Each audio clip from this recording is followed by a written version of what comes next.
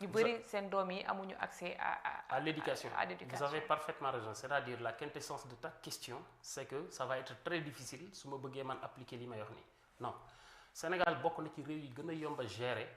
ci suñu continent. man j'ai fait presque continent bi ba mu jeex. Sénégal mooy seule espèce boo xam ni nekkuñu ci benn barbar yi ñun du ñu reyante ñun iñaan nañ mais soxoruñ iñaan ak soxor du benn. ñun waaw iñaan mooy li ki ne lam di wax nee na iñaan bu ëppee gaañ doomu aadama gàllaaju jàmm bi mooy xol bu rafet iñaan mooy fiirange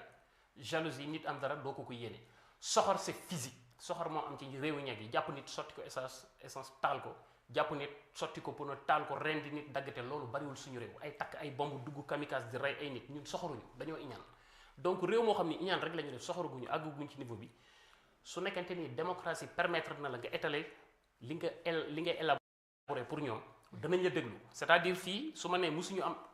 une élection démocratique en 2029 ñu bokk ci candidat yi ñu ni ñun suñu ñëwee système éducatif bi baaxul dañ koy dindi teg fi bii xam nga su boobaa Sénégalais yi ñu ngi ñuy déglu ñi fekk si ci loolu nga xam ni jàpp nañu ni loolu moo mën a décanter situation réew mi bu ñu matee 2 millions ñun dañuy jox réew mi su boobaa day leer même ñi la voté wul dañuy xam ni yow balaa ngay ñëw wax nga leen di nga nar a gouverner même bu leen naqariwul dañuy pare pour accompagner la ci loolu moo tax man la leader yi ñoom musul wax dëgg peuple bi moo tax bu ñu ñëwee di def ay mbir muy déranger parce que ils étaient pas clairs au début par exemple man dama naan su ma ñëwee jël réew mi lépp luy xeetoog système daara bi fi nekk nii dama koy dindi ba mu set. lii loolu. oui non danga may laaj rek. waaw damay laaj luy loolu da ngay dindi man su may campagne su àggee ci campagne. man su bis bu ñu demee 2029 ma wax ko. dama naan su ma ñëwee système daara bi am Sénégal nga xam ni gars yi dañoo laqatu ci diine ji ubbi ay plateforme di endoctriner nit ñi def leen ay dof mu nekk benn exploitation de l'homme par l'homme dama koy dindi ba mu set. oui peuple bi dinañ ma laaj ñëw mais boo ko dindee loo fi def ma ne li ci constitution bi wax laay wax l'éducation nationale du Sénégal c'est l'école française mu am budget xale bu juddoo Fongolemi mi ku juddoo Girimboxo wala Kirikoro tey bu amee 6 ans dafa war a bénéficier éducation nationale bi dinaa ko jàngale mais ñi nga xam ne ay catholique lañ seen catholicisme dinaa leen ci jàppale may leen jot gi ak wér gi ba ñu mën a jaamu seen yàlla jàng ko ñi nga xam ni diine la ñu bëgg a jàng dinaa leen créer espace yi ñu mën a jàngee seen diine ba pare mu ànd ak interprétation bi nga xam ne dina tax ñu xam li yàlla wax ci diine ji fii nit ñi dañuy dem jàng à l'aveuglette jàng benn téere religieux maîtriser ko parceriser ko mais duñ ci mën a tekk benn langue ci seen langue natale tey sénégalais boo gis 98% des sénégalais mën nañ la taril xul wallahu ahad allahu samad lam yalid walam yulad walam yakun lahu kufuwan ahad mais mënuñ cee tekk ñaari baat ci wolof ça veut dire que c'est une forme d'endoctrinement et loolu suñu leaders yi musuñu am capacité wu éradiquer te loolu bokk na ci li abrutir société bi li ci ëpp moo tax l'ensemble des Sénégalais amul guñu capacité injecter le sens de leur existence pour le développement de notre nation vous voyez ce que je suis en train de dire c'est ça la démocratie ñi nga xam ni li may wax arrangé na leen ñoom danañ ma jàppale ñi nga xam ni li may wax arrangé wu leen danañ ma contre mais au moins leer na ci seen i nopp dès le début su ko defee su ma jëlee réew mi day yomb boobaa kenn du résister donc loolu moom moo tax ma ni musuñu am démocratie yu kii loolu moom mooy cause yi. alors tey ñenn ñi jàpp ni boo gisee Sénégal ne ci ay problèmes financiers ak yooyu le mot dette cassée bi Ousmane Sonko utilisé moo ñu jural gàllankoor yi waaye tamit aussi le fait que partenaires yi gis nañ ni que nos hommes d'affaires ñu ngi leen di jàpp donte dina ñëw ci justice bi ba tey ñu desandi ci mbirum koom bi yow jàpp nga ni c'est le mot dette cachée moo indi problème yi nga xamante ne moom lañ nekk di jàngloonteel ba ci FMI. L'histoire de dette cachée, le mot dette cachée. Oui. Le film ou le scénario de dette cachée n'existe que dans la tête de monsieur Ousmane Sonko. Ça n'existe nulle part. amul fenn ci monde bi amul benn institution financière ci monde bi bu légitime bu génne benn këyit buy wane ni le Sénégal a une dette cachée. C'était juste un mensonge qui a été posé sur la place publique par monsieur Ousmane Sonko. C'est juste pour gagner les élections législatives. Maintenant, ça nous a amené dans les conséquences yoo xam ne mënuñu ko mesurer. Sénégal nekk aujourd'hui sur perfusion économique de la sous-région. Kooku c'est une honte. Mais est-ce que dañuy taxaw rek di renvoyer la balle? J'aurais préféré ne pas citer le nom de Ousmane Sonko. Moi, je viens avec une proposition. dañu war a toog ñu ne en vain suñu réew am na ay jafe-jafe. Maintenant kenn ku nekk ci ñun boo jëlee réew mi 2029. lan nga war a def lan mooy capacité yi nga war a def pour génn réew mi ci ay jafe-jafe mais dañuy suux fii ak 2029 moom dañuy suux te yàlla nañ fa àgg sax nag laay wax. parce que waaw réew mi ci wàllu koom-koom. tu penses pas solution am ci diggante bi. non solution mënul am parce que solution bi leen rek la mën a laaj mooy président Bassirou Diomaye Faye dàq Ousmane Sonko ba pare excusé wu auprès des institutions financières à travers le monde ba pare du ci yem da koy jàpp ñaf ko ci kaso bi. da koy jàpp ñaf ko ci kaso bi ba pare wan ñële ni moom kii li mu doon wax du dëgg dafa jum dafa tooñ loolu rek moo mën a tax ñu relancer waat suñu économie loolu bu amul mooy duñ ci génn. mais Cheikh est-ce que xel mën na ko xalaat. man waxuma lu xel di xalaat li baax laay wax Sénégal xel yi li ñuy xalaat ba mu amee ba léegi moo ñu yóbbu ci ñu bokk ci 25 pays les plus pauvres du monde donc on s'intéresse pas de li xel Sénégal di xalaat li baax laa lay wax li mën a nekk am réew kenn du ko tabax ci lu neex ay nit ak lu ay nit di xalaat surtout xalaat yi bu baaxul xam nga fii damay dégg ñu naan on a besoin d'un débat contradictoire il y a un débat contradictoire mais débat yi idées yi ñoo baaxul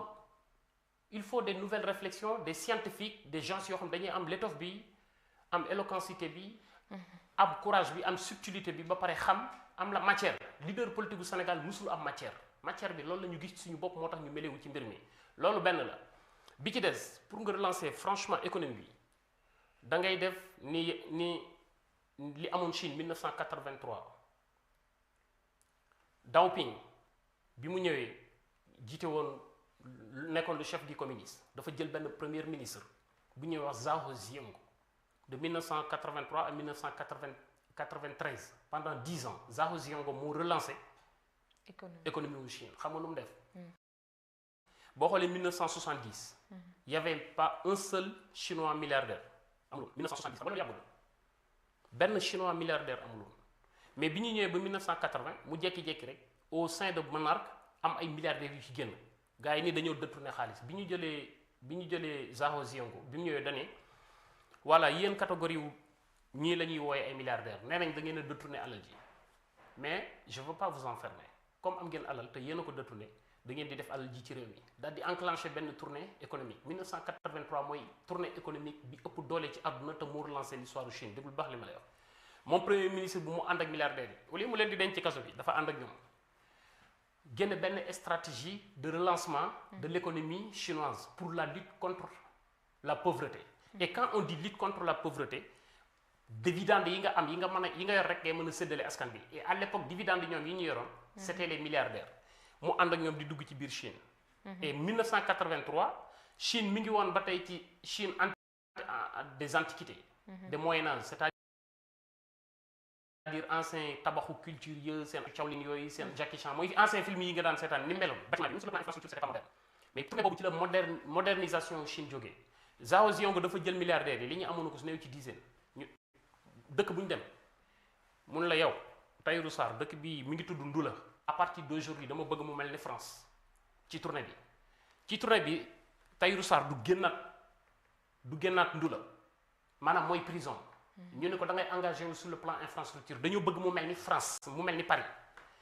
jël Farba Ngom ànd ak moom Gossas ni ko dañoo bëgg ville bi mel ni Tokyo jël keneen ni ko dañoo bëgg ville bi mel ni Las Vegas loolu moo enclenché le plus grand chantier BTP de la Chine gars yi ñëw créer ay nouvelles villes futuristes moo tax boo demee Chine di nga fa gis exactement ville bu ñuy wax Yongju mook France ñoo yem architecturalu Paris la am ba pare mu am Tour Eiffel am Champs-Élysées exactement soo demee Chine di nga fa fekk benn ville bu mel ni Las Vegas di nga fa fekk ville bu mel ni Rome di nga fa fekk ville bu mel ni Vatican bu mel ni Berlin noonu lañ ko def BTP boobu noonu bi ñuy tabax paysans yi nga xam ne amuñu doole te jàng ci la ñu embauché di leen fay loolu moo relancé économie wu Chine fa la ñu jaaree aujourd'hui en 2025 rapportu réew mi ëpp ay doomam yuy dem ay vacances c'était la Chine il y a 120 millions de Chinois yoo xam ne def nañu ay vacances de luxe à l'étranger dépensé ci 240 milliards de dollars ci réew moo xam ne il y a 50 ans ci ginnaaw 60 ans amuñu woon benn milliardaire tey Chine moo ëpp ay milliardaires ci monde bi c'est comme ça loolu xam-xam la technique la mais doo ñëw ne da ngaa bëgg a relancer sa économie wu réew nga jàpp milliardaires yi ñaaf ci kaso bi yow ci sa bopp nga yaataa yumbe di wër di nax askan bi c'est extraordinaire soxna si moo tax ma ne y a urgence suñu réew mi fi mu toll nii dafa soxla ay doomam et loolu moom moo ñu motiver pour ñu engagé wu. d'accord léegi les solutions que tu proposes mooy li nga wax nii. oui ak yeneen yoo xam ni bu ma ko jàppoo mën na jeexal sa 1 heure de temps yi nga am ci man. bon comme bariwul laisse-nous aborder d'autres sujets. d'accord mu ngi noonu mu nekk mbirum économie mais Diomaye nee na dafay def tournée économie dooree ko Ziguinchor. moom la